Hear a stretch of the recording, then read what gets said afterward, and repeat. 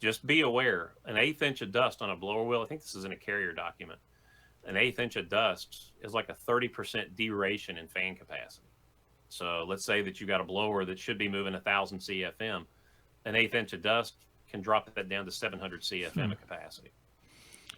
And therefore, even a smaller amount will still be significant because 300 CFM, It that's a could, lot. yes, Uh, it is. so that will And significantly that's just the change. airflow side of it.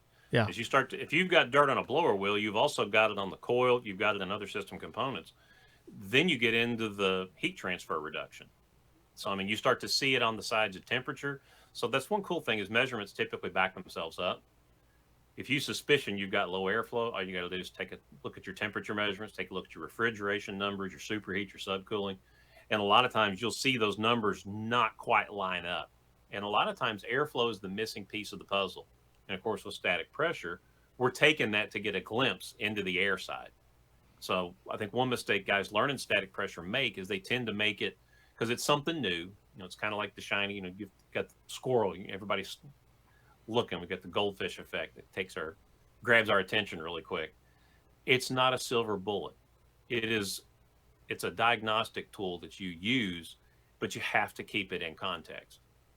So it's kind of like this is why I like using the medical analogy of blood pressure, because when you go into the doctor's office for whatever the call's for, that is a baseline vital sign that they take every time that you go into the doctor's office. They take your blood pressure.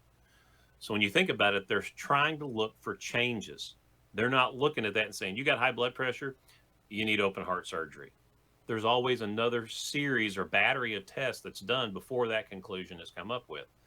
Just like blood pressure, static pressure fits into that same profile when you're doing HVAC system vital signs. It's combined with temperature, airflow. So airflow is basically like your weight, your refrigerant pressures. You're looking at your pulse, taking your electrical measurements. This is just another test that fills in a missing piece of information.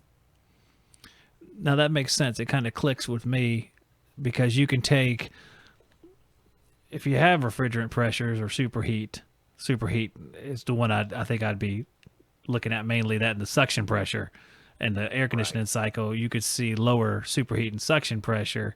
You could see lower amp draw on the blower potentially if it's not doing any work.